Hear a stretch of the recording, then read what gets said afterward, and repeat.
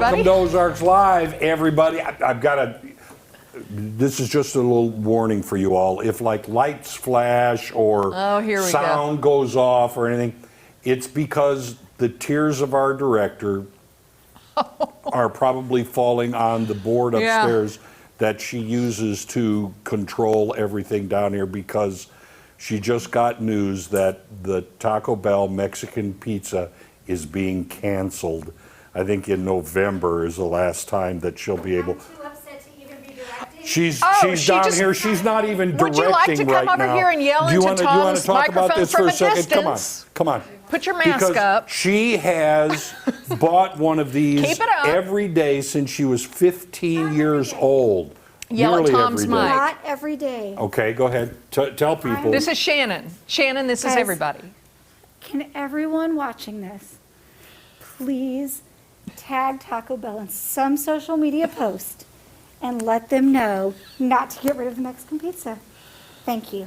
I think I heard emotion in her voice. Well, yeah, Shannon, usually she speaks in kind of a baritone voice. You hear how high her voice is. If you need to talk later, I got you. Yeah. Okay? Yeah. Okay. We got your back. You know Tony's Pizza, right? The frozen pizzas. Well, back in the day, they made a Mexican pizza. Yes, they did. This is the perfect time for me to get right back in there and beat them up a little bit over that, because I'll be like, Taco Bell's getting out of the business. That was one of the best pizzas ever, and I was destroyed, Shannon, but I rose above it because I had strength, deep breaths. You just have to rely on your gut here to get you through, and but you can do it.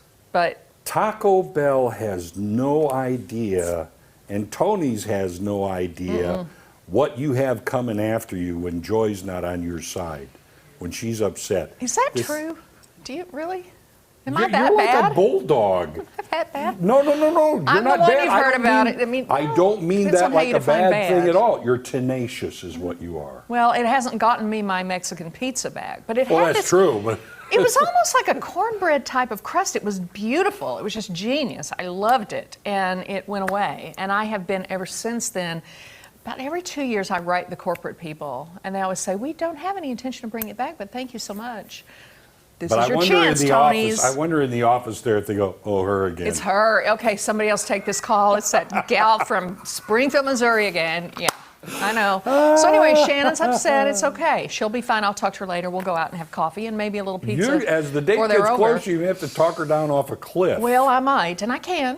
And I'll help. I'll stand with the net down You'll at the bottom. be at the bottom with the net. That's it. Please. Okay. Also, we have a debate today. Oh, now we're getting into the debate. Yes. And we'd like for you guys to weigh in on this discussion as well. Now, here's the debate.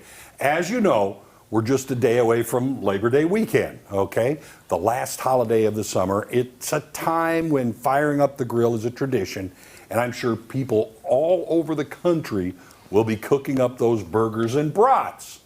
So, this is a perfect time to pose a question absolutely related to this holiday event. Here's the question. Is a hot dog a sandwich? Joy, as a foodie you are, okay, I'm sure you have a position on this, so please state your case. Then, if need be, I will give rebuttal. If need be, he will give rebuttal. Yes. As much as I hate to say it and admit it, a hot dog is a sandwich. In the proper, I think, definition of a sandwich, which is meat or vegetables or some such thing in between two slices of bread, I think it fits the definition. I think it's really stupid to call it a sandwich. But I do think it fits the definition of a sandwich. That's what I think. And I think I'm right, yes. Okay, I'm afraid I must disagree with your assessment. Yeah. By definition, as you said, a sandwich consists of 2 slices of bread with meat, cheese, or other filling between them, okay? When you place a hot dog in a bun, that, in my humble opinion, and especially because the bun is joined in the middle, it negates the bread aspect of said definition. Also, a hot dog held in your hand before you throw it on the grill is a hot dog. It retains the same name once you put it on a bun. However, a slice of beef or turkey or cheese or even egg salad is bestowed with the additional title of sandwich once you put them between two slices of bread. Nobody calls it a hot dog sandwich. And now that I think of it, we don't call it a hamburger sandwich either. All right, so so you're saying the bun is one piece of bread, so this doesn't fit the definition of 2 pieces of bread. But if you take But one those are slice, buns, those aren't pieces of but bread. if you take a slice of bread and you wrap a hot dog in it, is that a hot dog? No, Oh, it's not a hot dog. you just took one slice of bread and wrapped it in. Is it a sandwich? No, it's a hot dog. I just said. Have you ever called it a hot dog sandwich? I have not, but There. you get on the point of hamburger. Have you ever thought about the misuse of the word hamburger? Just real quick, do you ever read a menu at a pizza place and you can get toppings, sausage, Sure. Italian sausage, pepperoni, hamburger? Yeah. Oh, yeah. You get little hamburgers on your pizza. It's beef, right? But it's hamburger. But it's See, in its uncooked form, it's hamburger. In the patty form, if I held one out, I said, "What is this?" You say, "That's a hamburger." If I put it in a bun, what is this? It's a hamburger. Ruth Bader Ginsburg settled this once with Stephen Colbert, and she ruled, and I'm going to go with her. And if you want to write the dissenting opinion I on just this. did. Okay, well, there you go. It's a sandwich. Okay, the Facebook page. We were showing you, I think, a minute ago. You guys can weigh in on this. Prove me wrong. I don't care. I can take it because I'm a tenacious sort of little girl.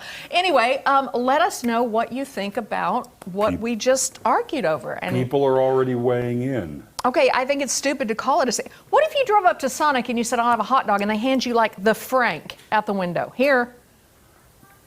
I wouldn't order a hot dog. That's the whole point. But if they said, Do you like hot dogs? I do. Not me. But if you said, "I want a hot dog," and they said, "You want this sandwich?" Would you be like, "Excuse me, can we talk?" Would you like call the manager and That's say, right, I would. Okay. Absolutely. Then I wanna people go are, with look you at to this. Sonic. People are already weighing in. And I happen to know that David weighed in and he went, "No, it's not a sandwich." David Oliver is as picky of an eater as you are, so I'm not going to, Don't care. no offense, but I'm not going to take a whole lot of consideration. By the definition, That's a sandwich. it is a sandwich. That's not a sandwich. This is a hot dog, but it's also a sandwich. I win. All right. We've got a fun show for you guys today, I think. We get to check in with Danny Lorton a bit later to see all that's going on at Lucas Oil Speedway this weekend. Bet they have sandwiches and hot dogs. Maybe. Plus, we get the inside scoop on the Rockaway Beach Laser Show as well. Yeah, not to mention Entertainment Tonight's Nichelle Turner and our very own Chris the Critic will give us all the latest in the world of film and entertainment. Yeah, but before we get to all that, here's what's on the radar. Okay, as if Americans don't already have poor food choices. Okay, Reese's is getting into the breakfast business. Have you heard? There's a Reese's cereal, okay, but now say hello to Reese's snack cakes. What? Well, these might be pretty good. It's being billed as a mid-morning snack, okay? Just the thing for your coffee break, right? Everybody needs this for breakfast. Brand manager Mike Orr told USA Today, "We know sometimes you don't want to wait until lunch to eat or to eat a Reese's." I'm not clear really, but that's how Reese's snack cakes were born. I'm sure they're going to be fantastic. These are chocolate cake and peanut butter cream bits of indulgence, and they will hit stores in December. Now, remember in early August we told you about the Kraft Mac and Cheese dinner rebranding some boxes to breakfast? Yes. So everybody's after your breakfast business, and I think we're getting back to this whole COVID thing where parents are just saying, look, just eat whatever you can find.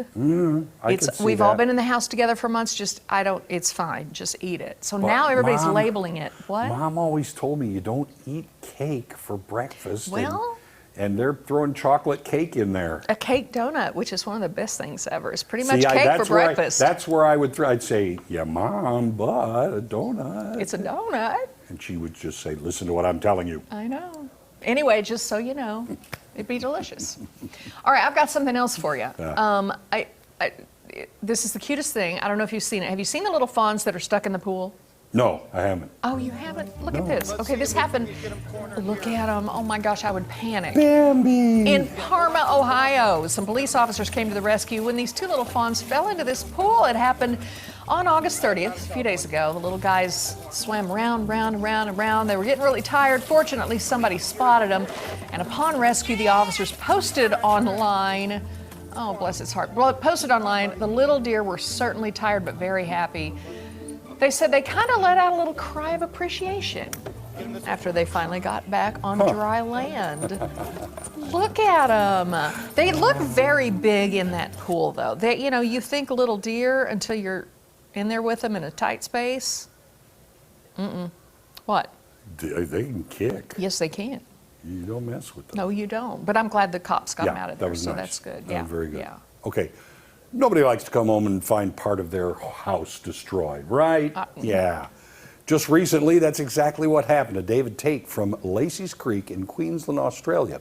He came home and found a large chunk of his ceiling lying on his kitchen table. He knew it hadn't been raining, so something else must have caused the collapse. He looked around and lo and behold, he found the reasons. Two reasons, actually. 2 non-venomous carpet pythons. One 8 feet 2 inches, the other about a foot longer. Get out. Not only that, but they had a combined weight of around 100 pounds.